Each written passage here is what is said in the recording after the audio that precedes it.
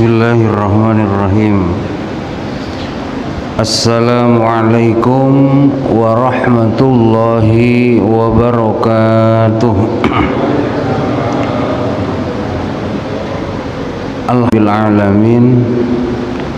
Wabihi nasta'inu ala umuri dunya waddin. Asyhadu an la ilaha illallah wa asyhadu anna muhammadar rasulullah. Allahumma salli wa sallim ala sayyidina Muhammadin wa ala alihi wa ashabihi wa man tabi'ahu ajma'in, amma ba'du.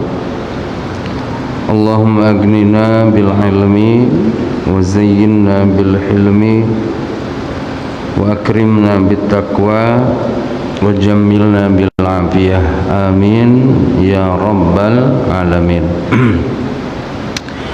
Yang mulia pengurus Dewan Kemakmuran Masjid As-Sakinah, yang mulia para alim ulama cerdik pandai,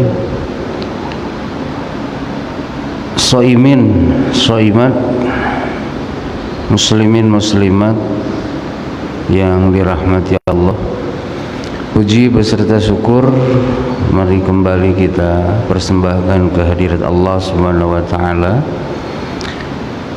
yang telah memberikan hidayah dan taufik kepada kita untuk bisa berkumpul kembali pagi ini di masjid yang mulia ini.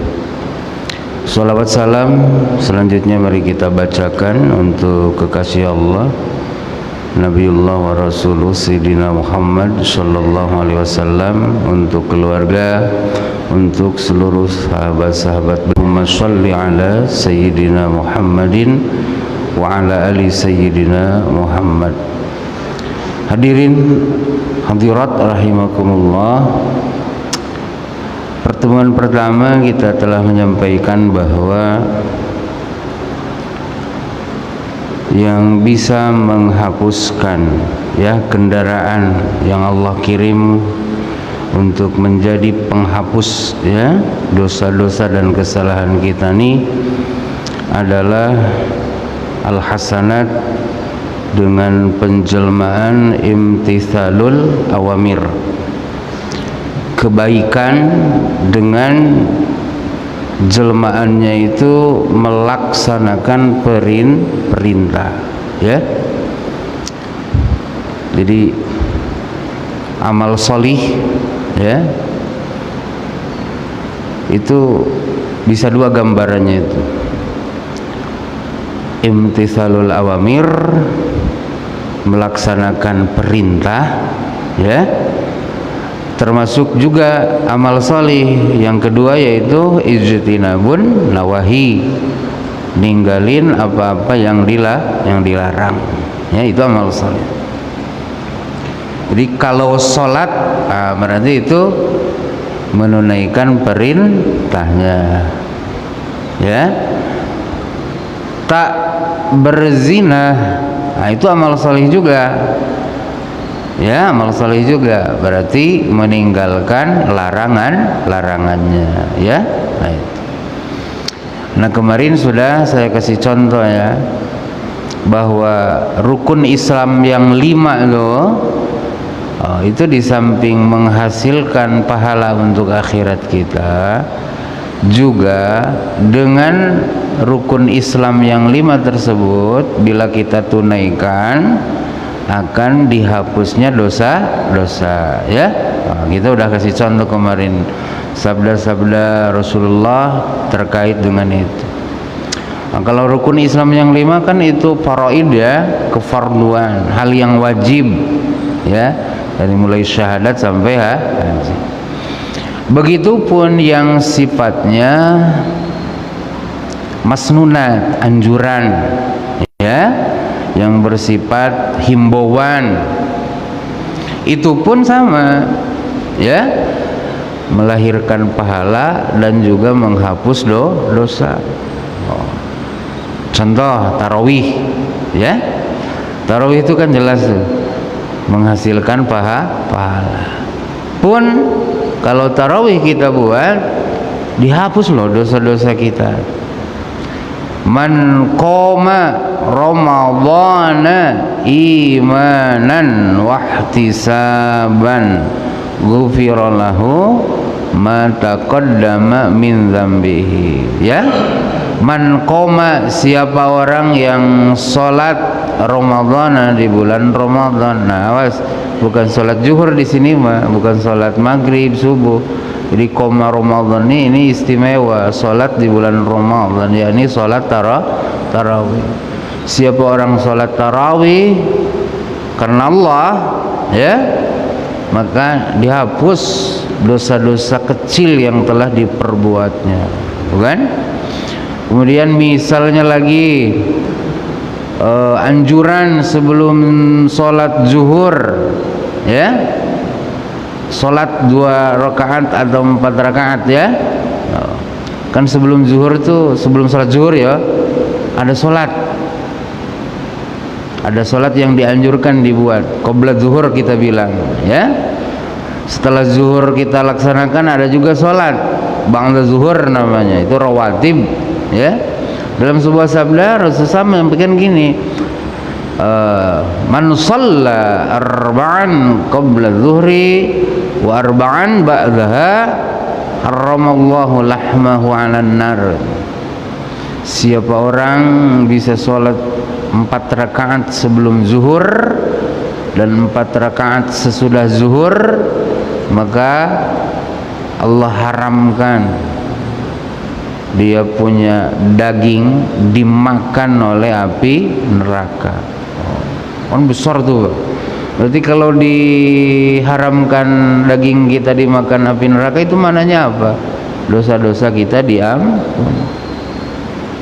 Karena kan yang menyebabkan kita nyemplung ke dalam api neraka ini apa? Dosa. Gitu kan? Kalau daging kita diharamkan dimakan api neraka, itu artinya Allah ampuni dosa-dosa kita. Nah, itu Pak. Jadi baik yang perintah itu sifatnya wajib atau perintah itu sifatnya anjuran, kalau kita buat, di samping menghasilkan ujur pahala, juga menghasilkan ampunan. Nah, malam pula apa nih, subuh ya. Subuh nih kita akan bincang yang kedua. Betul? Kendaraan penghapus dosa ini adalah ijtinabun nawahi, ngejauhin larangan-larangan Allah, ya. Kalau kita menjauhi larangan-larangan Allah pun itu sama Pak, akan melahirkan ampunan Allah Subhanahu wa ta'ala, ya. Oleh karena itu bersyukur kita, ya. Pagi ini, malam tadi kita tak berzina, tak mencuri, tak korupsi, ya, tak menzolim orang, ya, tak menggunjing orang, ya, tidak merampas hak orang. Nah, itu bersyukur kita, karena kita berarti telah dibantu oleh Allah untuk menjauhi dosa-dosa. Nah, dalam firman di surah An-Nisa, ya, Allah Subhanahu wa ta'ala menyampaikan kepada kita bahwa kalau kita bisa menjauhi dosa-dosa besar yang telah Allah larang, maka Allah akan ampuni dosa-dosa kecil kita. Sekali lagi, kalau kita menjauhi dosa-dosa besar, ya, maka Allah akan ampuni dosa-dosa kecil kita. Itu Pak. Jadi kita harus tahu, berarti dosa ini ada dua, ya. Ada dosa kecil, ada dosa besar. Kalau najis kan ada 3, ya. Ada najis berat, najis tengah-tengah, najis ringan, ya. Kalau dosa ini yang saya tahu cuma 2 Pak, dosa besar, dosa kecil. Jadi tak ada dosa tengah-tengah, ya.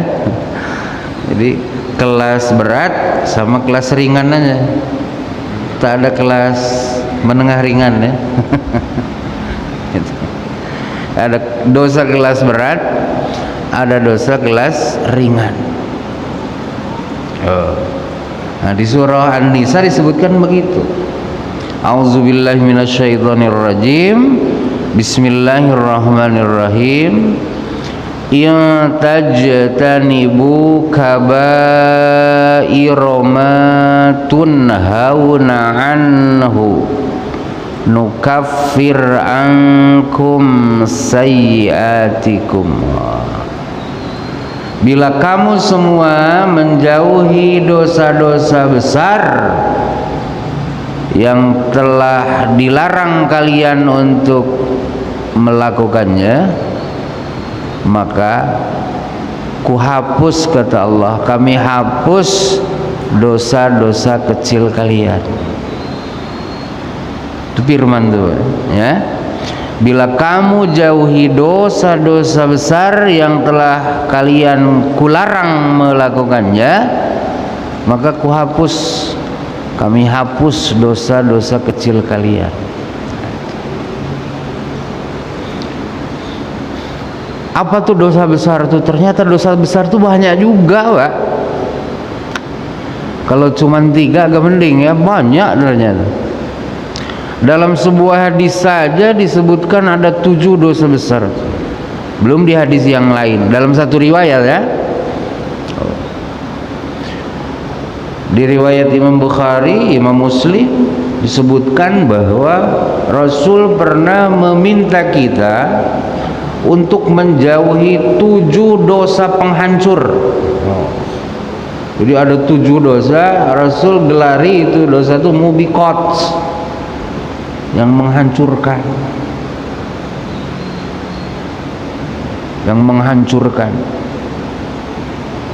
kayak loader gitu. Rumah bapak dibangun 3M, sekali datangkan loader tak sampai setengah jam habis, betul lah.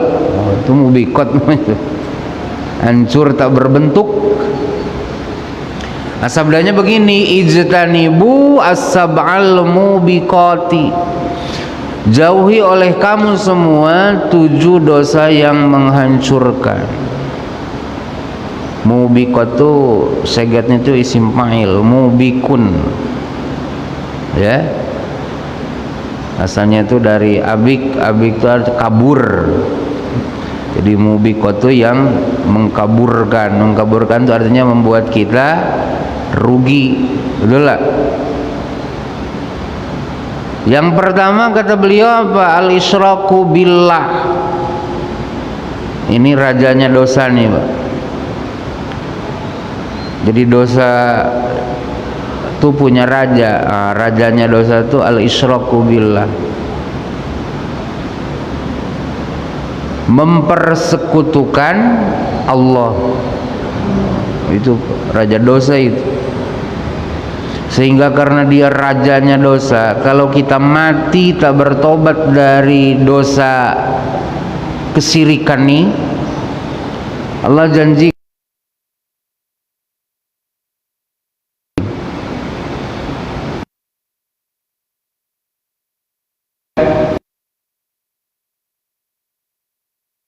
dosa ini kalau kita tak bertobat kesirikan, kita belum bertobat dari situ. Allah janjikan dalam Quran, tak kuampuni itu. Kenapa? Dia rajanya dosa. Isyrok itu apa artinya, Pak? Isyrok itu menyertakan yang lain, disejajarkan dengan Allah. Nah, itu isyrok. Asroka yusriku, isrokan itu kan mengikut sertakan yang selain Allah dengan Allah. Nah, itu isrok. Jadi ada yang kita yakini sebagai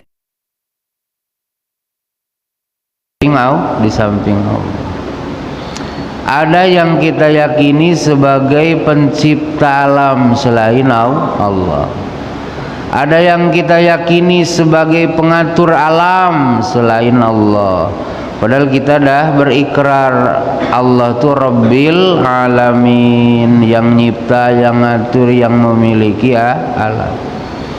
Nah, kalau kita punya keyakinan bahwa si anu juga adalah pencipta alam, berarti ada yang lain yang disejajarkan dengan Allah. Nah, ini namanya orangnya itu musyrikun. Perbuatannya disebut isyrak. Ya, ada juga disebut syirik, kurang lebih lah isyrak syirik. Maka dalam Quran disebutkan bahwa perbuatan mempersekutukan Allah ini adalah kezaliman yang sangat besar. Inna syirka la zulmun azim. Sungguhnya kesyirikan itu adalah kezaliman yang sangat agung. Itu maka disebut, saya tadi bilang, rajanya dosa. Hati-hati kita Pak ya. Nah, jangan sampai demi meraih seonggok duit, betul lah, untuk meraih pangkat, jabatan, kehormatan, sampai kita tega menduakan Allah, ya. Itu sebentar aja itu. Itulah jabatan itu tak lama, tapi kita gadai iman, nauzubillahi min. Nah, jangan sampai. Karena ngeri Pak, kalau sampai kita mati kita bertobat dari itu, apalagi tak ngaku, ya. Gitu. Nyadar tapi tak tobat kan ngeri juga, apalagi tak ngaku dosa kan. Dalam Quran disebutkan innallaha la yaghfiru ayyushraka bihi wa yaghfiru ma duna dzalika liman yasha. Allah tuh sungguhnya tidak akan ngampuni kalau dia diduakan, dan Allah berkehendak untuk mengampuni dosa selain kesyirikan bagi hamba yang dikehendakinya. Artinya syirik, ya, kesyirikan, kalau tak bertobat kita dari itu, balik ke akhirat mati membawa itu, Allah tak ampunkan. Tapi kalau dosanya selain itu mencuri, judi, ya, atau mungkin boleh jadi tak zakat, ya, kalau Allah berkehendak Allah boleh ampunkan meskipun tak tobat, gitu kan, meskipun tak tobat. Tapi untuk kesyirikan dah tanpa tobat, itu Allah dah tegaskan, takkan ku ampun, batal iman karena syirik. Itu nauzubillah. Nah, itu rajanya dosa. Bila kita bisa tinggalkan kesyirikan, apa artinya? Allah akan ampunkan dosa-dosa kecil kita. Alhamdulillah. Yang kedua, dosa besar yang mubiqat disebut dalam hadis itu adalah as-sihru, sihir. Apa Pak? Sihir. Sihir ini persekutuan kita dengan jin, ya. Itu dengan membaca mantra-mantra, maka lahirlah hal-hal yang di luar nalar, ya. Gitu. Orangnya di Singapura, kita guna-guna dari sini, kejang-kejang. Nah, itu sihir namanya. Betul lah Pak? Orangnya di Jakarta, kita kerjain di sini, mak dari mulai malam nak ke Pinang aja, pelet namanya, betul lah. Itu sihir tuh Pak, hati-hati itu sihir. Jadi sihir ini bukan barang baru ternyata Pak, sihir ini barang lama, ya. Makanya nabi-nabi dan rasul tuh, ya, banyak disebutkan dalam Quran berlawannya itu dengan saharah, dengan tukang sihir, seperti Nabi Musa, ya, yang sangat terkenal tuh.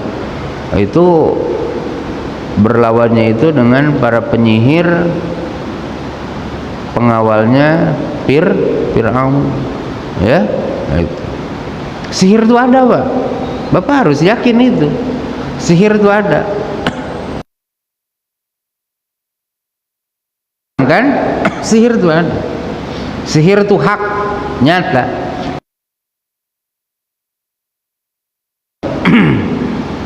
An-nafi wad-dhar adalah Allah. Kalau menjelma sihir itu dengan izin Allah. Kalau Allah tidak mengizinkan dia memberi madarat, no problem, tak ada masalah. Paham Pak ya? Itu harus dipahami gitu. Jadi sihir itu jangan pada sihir itu, bohong itu. Sihir itu nyata di Quran disebutkan ada. Betul lah. Itu kalau tak nyata ngapa pula ngutus Nabi Musa kan? Ada sihir. Cuman Allah minta dengan kita, ya. Itu jangan kamu menjadi tukang sihir. Kalau terkena sihir jangan minta bantu tukang sihir. Betul lah. Minta bantu Allah. Maka apa? Allah mengajarkan kepada kita melalui Rasulnya, ya, supaya kita bisa dijaga sihir ini. Kita bacalah ya lepas sholat, khususnya pagi sore, Al-Fatihah, betul, Al-Ikhlas, Al-Falaq, An-Nas, ayat kursi, gitu ya. Nah itu diantara apa? Diantara ikhtiar dari kita makhluk gitu, yang benar ya ikhtiarnya, agar terjaga dari kemadaratan sihir. Nah itu kemudian Rasul ajarkan tiap pagi tiap sore kita baca apa? Bismillahi la yadurru ma'asmihi syai'un fil ardi wala fis samai wa huwas samiul alim, ya. Kemudian baca lagi a'udzu bika min syarri ma khalaq. Itu di antara apa? Di antara upaya-upaya dari kita agar terhindar dari madaratnya sihir. Awas Pak, tak ada yang terjadi di alam raya ini di luar kendali Allah. Semuanya biqadaillah wa qadari. Ya, yang menurut kita baik, yang menurut kita buruk, betul ya? Yang menurut kita kebenaran, yang menurut kita kejahilan, awas. Qada dan qadar berlaku di situ. Ya. Maka kan ada rukun iman ke-6 apa? Al-imanu bil qada'i wal qadari. Beriman kepada ketetapan dan kepastian Allah. Nah, jadi tak ada yang terjadi di luar pengaturan Allah. Maka termasuk sihir pun kita minta perlindungannya kepada Allah, ya, yang mengatur, yang menetapkan alam semesta ini. Itu jangan justru malah. Nah itu berarti kan salah kita. Maka dalam Quran kan disebutkan sihir itu kan fitnah, ujian, ya. Sampai nanti hari kiamat ada tuh Pak sihir, ya. Yang ketiga apa? Yang ketiga, dosa penghancur itu dalam hadis tersebut disebutkan adalah qatlun nafsil lati harramallahu illa bil haqq. Membunuh jiwa yang telah Allah haramkan untuk dibunuh tanpa ada alasan yang dibenarkan oleh Allah. Ngebunuh jiwa, ngebunuh manusia. Manusianya tuh orang lain atau diri kita sendiri. Kalau diri kita sendiri lain berarti ngebunuh orang. Baik bunuh diri atau membunuh jiwa lain itu termasuk dalam kategori qatlun nafs. Dalam Quran disebutkan faman qatala nafsan bi ghairi nafsin aw fasadin fil ardi faka'annama qatalan nasa jami'an. siapa orang membunuh jiwa yang telah diharamkan Allah untuk dibunuhnya tanpa alasan yang dibenarkan oleh Allah, maka sama dia dengan membunuh seluruh manusia. Sebaliknya, wa man ahyaha faka'annama ahyan nasa jami'an. Tapi sebaliknya, kalau kita menjaga kehidupan seorang manusia, sama itu artinya dengan menjaga seluruh kehidupan. Jadi alhamdulillah kita tidak ditetapkan sebagai pembunuh manusia. Nah, itu artinya ada harapan. Ya ampun ya Allah. Kenapa? Telah kita tinggalkan larangan Allah yang besar, yaitu apa? Membunuh jiwa manusia. Nah ini Pak, ya, tuh mohon maaf ya, pembunuhan ini jangan dianggap remeh, ya. Kita harus mengutuk seluruh jenis pembunuhan, ya, tanpa alasan yang dibenarkan. Alasan yang dibenarkan itu diantaranya apa? Kisos. Kisos itu apa? Manusia ngebunuh manusia. Nah, pembunuh manusia ini punya hak untuk dibunuh. Tapi bukan main hakim sendiri ya. Itu melalui pengadilan. Melalui pengadilan. Jadi gitu Pak. Nyawa mah harus dibayarnya nyawa. Oh. Ngeri ya. Kemudian fasadin fil ar. Alasan kedua nyawa manusia bisa dihilangkan tuh yaitu ketika dia menjadi pengacau di muka bumi. Nah, diantaranya apa? Diantaranya itu kalau sudah ada pemimpin tegak berdiri satu, kemudian tiba-tiba ada yang ngaku juga jadi pemimpin, kata Rasulullah, kalau tak bisa dibawa damai, ini selesaikan nih orang. Kenapa? Karena akan menjadi bumerang untuk kehidupan orang banyak. Paham Pak ya? Wah itu ngeri kan? Fadrib unuqah, kata Rasul. Penggal lehernya itu. Kalau dia mengganggu kepemimpinan yang sudah sah. Kemudian dia mau mengkudeta, ngaku-ngaku dia juga adalah pemimpin yang sah. Hati-hati itu Pak. Itu termasuk fasadin fil ar. Ya, melakukan kerusakan di muka bumi. Yang keempat, dosa besar yang oleh Rasul disebut mubiqot itu, penghancur itu apa? Adalah aklima lil yatim. Aklima lil yatim, memakan, menghancurkan, merusak harta anak yatim.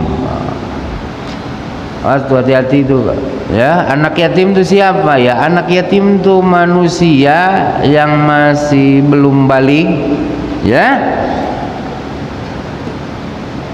yang ditinggal mati oleh bapaknya, itu yatim. Udah saya pernah terangkan di sini ya. Kalau yatim di manusia nih gini, yang bapaknya mati meninggalkan anaknya yang masih kecil. Kalau di binatang lain, yang emaknya mati meninggalkan anak-anaknya yang masih kecil. Jadi kalau anak ayam yatim tuh yang emaknya mati, bukan yang jantannya mati. Kalau manusia lain, itu anak yatim tuh yang bapaknya meninggal sebelum dewasa dia. Apa sebab? Sebab yang bertanggung jawab di kehidupan binatang tuh betinanya. Coba Bapak lihat ayam, setelah jantannya ngebuahin betinanya, ikut ngurus dah? Mana ada, dia nyari betina. Kalau manusia lain, betul lah. Allah kasih tugas tuh sama siapa? Si laki-lakinya. Kamu jangan main enak aja, hamil tuh istrimu, betul lah. Bentar lagi lahiran, jaga dia. Oh gitu, bertanggung jawab kok. Paham Pak ya? Maka kalau ada laki-laki, paham gitu, dah istrinya hamil, lari dia, itu bukan manusia tuh.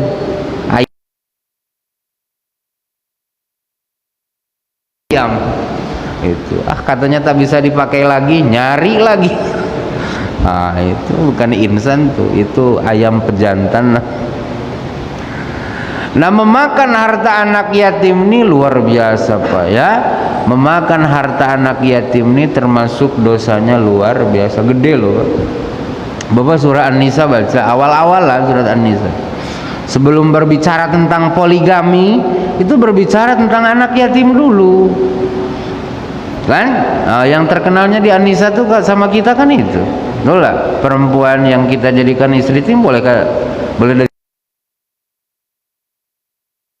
boleh berpoligami itu diletakkan setelah berbicara tentang apa? Anak yatim dan larangan memakan harta mereka. Maka Quran menggambarkannya ngeri loh. Apa yang Bapak telan, apa yang kita makan, apa yang kita minum, tapi yang kita makan, yang kita minum tuh makanan minuman anak yatim, kita ambil dengan zalim, betul? Allah sebutkan yang kamu telan tuh hakikatnya bukan makanan, itu yang kamu telan tuh adalah api neraka. Innal ladzina ya'kuluna amwalal yatama zulman innama ya'kuluna fi butunihim nara wa sayaslawna sa'ira. Sesungguhnya orang-orang yang memakan harta anak yatim dengan zalim, api neraka. Bentuknya aja nasi, bentuknya aja uang, padahal yang ditelan dia itu adalah api neraka. Awas Pak, makan tuh hanya setakat satu sampel aja. Maksud memakan tuh artinya menghilangkan harta anak yatim. Kami tak memakannya Pak, menjualnya sama aja lah. Paham ya? Saya tak ada makan Pak, saya kasih ke orang, katanya sama aja itu. Yang jelas harta anak yatim itu hilang, tak bisa lagi dimiliki oleh si anak yatim tersebut. Itu Pak ya. Misalnya kita punya abang bersih kecil-kecil, awas, abang kita kaya, punya rumah, punya ruko, jangan main kita. Setelah abangnya meninggal tuh bagi dulu warisnya, bagi dulu warisnya. Kalau ada anak laki-laki, anak perempuan, nah inilah, kalau dia masih punya abah, kasih ke abahnya. Kalau masih punya emak, kasih ke emaknya. Nah, sisanya untuk anak-anak dia. Ya, nah ini untuk yang pertama, kedua, ketiga. Ini jaga, ini jaga, jangan sampai termakan oleh kita secara zalim. Kalau bapak nak ambil, ya, karena merasa bapak ikut ngurus, ya yang wajar lah, betul lah, gitu, yang wajar. Itu jangan sampai penghasilan dari harta yang ditinggalkan tuh 5 juta, bapak ngambil gaji untuk diri sendiri 6 juta, ya minus lah, betul lah. Nah, jangan. Hati-hati nih Pak, bukan main-main nih harta anak yatim. Itu. Maka segera bagi, betul lah, warisnya itu bagikan kepada mereka. Kalau mereka belum balik, jaga oleh kita. Nah, setelah dia si yatim itu sampai kepada rusdahu itu masa hidup yang sudah bisa ngatur diri, umur 21 misalnya.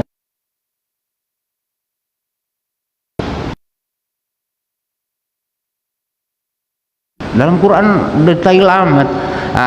Kata ulama, katanya ada rahasia ngapa keizinan poligami itu diletakkan setelah pembahasan tentang anak yatim dan penjagaan hartanya. Gini katanya Pak, kalau harta anak yatim saja kamu zalimi, itu Allah murka kali, betul? Apatah lagi istri kamu. Kalau kamu zalimi, tak kamu kasih hak-haknya, maka Allah pun sangat murka. Paham Pak? Gitu nyambungnya tuh Pak. Bapak lah baca coba surah An-Nisa terjemahnya kan, sampai kepada kisah poligami kan, itu anak yatim dulu baru poligami. Artinya kalau harta aja, harta tuh kalau hilang kan bisa diganti, Pak. Betul lah. Coba kalau perasaan manusia kita usik, bisa diganti tidak? Bapak boleh minta maaf, betul. Orang tuh boleh memaafkan, betul. Tapi itu tak bisa terlupakan. Nah, maka Al-Quran ngatur kalau nak punya istri jangan lebih dari 4, betul lah. Gitu kan? Kalau nak punya istri jangan lebih dari 4, susah loh tanggung jawabnya, gitu kan? Maka ujung firman tuh gitu, kalau tak sanggup 2, tak sanggup 3, tak sanggup 4, jangan ambil resiko loh, 1 aja, kan gitu. Itu Bang. Kenapa? Karena tanggung jawab dari beristri lebih dari 1 ataupun 1 tuh bukan hanya di dunia, akan berkelanjutan sampai akhir. Itu Bang. Yang keberapa itu? Yang keempat. Nah, kalau bapak tak memakan harta anak yatim, betul? Itu artinya Allah ngasih isyarat dosa-dosa kecil bapak diampuni Allah. Alhamdulillah. Dah lah Pak, dah jam 6 kurang 4 ya, berarti berapa lagi itu? 3 lagi ya, 3 lagi. Itu yang tersebut dalam satu hadis, belum di hadis yang lain ya. Yang saya pernah baca di tafsir Ibnu Katsir nih, dosa-dosa besar nih ternyata banyak loh Pak, puluhan. Ini penting tahu kita ya, penting tahu. Paling tidak kita kalau berbuat atau melanggar salah satunya kan bisa istighfar, betul lah. Jangan pula sampai menganggap halal kan, nauzubillahi min dzalik. Dah gitu ada dulu Pak ya, mohon maaf segala kekurangannya. Subhanakallahumma wa bihamdika asyhadu an la ilaha illa anta astaghfiruka wa atubu ilaika. Assalamualaikum warahmatullahi wabarakatuh.